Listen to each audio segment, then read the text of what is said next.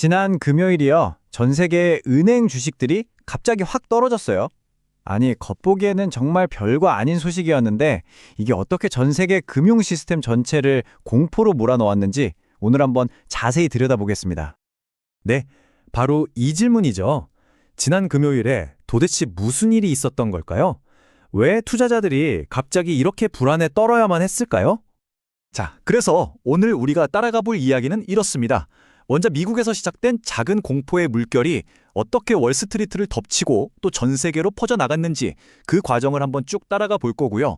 그리고 마지막에는 이게 그냥 한번 스쳐 지나가는 해프닝일지 아니면 뭔가 더 큰 위기의 신호탄일지 그 의미를 짚어보겠습니다. 모든 일의 시작은요. 미국의 지역은행 단 두 곳이었습니다. 여기서 나온 발표 두 건이 시장 전체를 뒤흔드는 방아쇠가 된 거죠. 자, 사건은 이렇습니다. 먼저 자이언스 뱅코프라는 곳에서요. 상업대출 두 건에서 갑자기 5천만 달러 손실이 났다고 발표를 했어요. 그리고 또 웨스턴 얼라이언스라는 곳에서는 대출받은 사람이 사기를 쳤다면서 소송을 걸었죠. 보세요. 이게 사실 그냥 보면 개별적인 사건 두 개잖아요. 그런데 이게 시장 전체를 공포로 몰아넣기에는 정말 충분했습니다. 시장 반응은 즉각적이고 아주 혹독했습니다.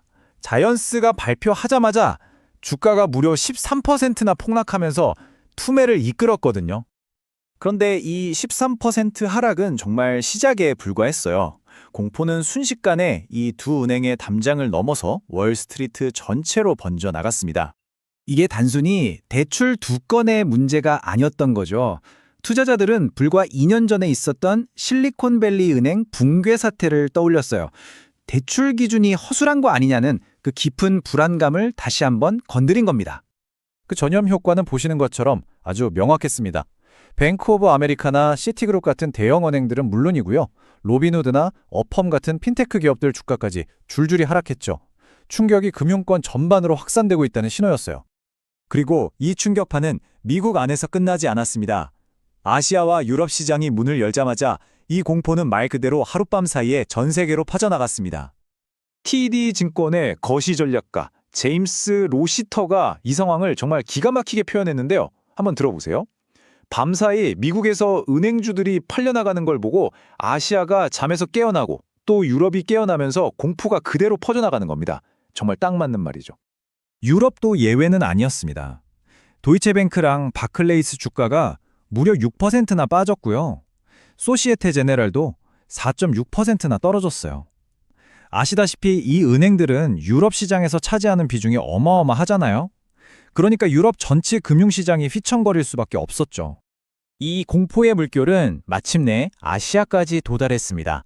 일본의 주요 은행들, 그리고 보험사들, 주가까지 하락하면서 이 파급 효과가 정말 지구 한 바퀴를 다 돌았다는 걸 보여줬습니다.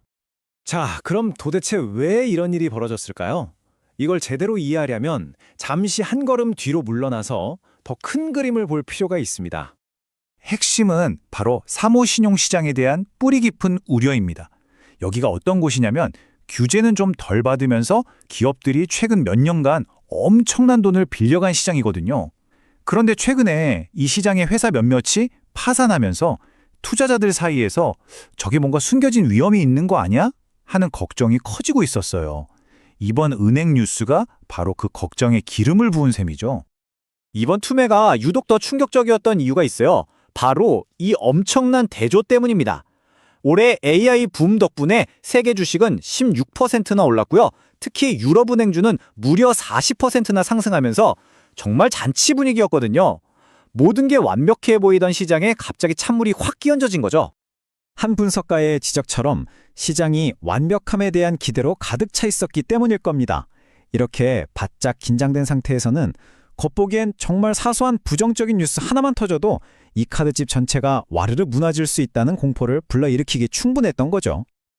자, 그럼 이제 가장 중요한 질문으로 넘어가 보죠. 우리가 본 이 사건, 이게 그냥 바퀴벌레 한 마리, 그러니까 일부의 문제일까요? 아니면 더 큰 시스템적 위기의 시작을 알리는 신호탄일까요? JP모건 체이스의 CEO 제미 다이먼이 최근에 신용시장을 두고 이런 섬뜩한 경고를 했어요. 바퀴벌레 한 마리를 보면 아마 더 있을 겁니다. 그러니까 모두가 미리 경계해야 합니다. 와, 이 말 한마디가 지금 많은 투자자들이 뭘 두려워하는지 정말 정확하게 보여주는 거죠. 결국 지금 관점은 딱 두 가지로 나뉩니다.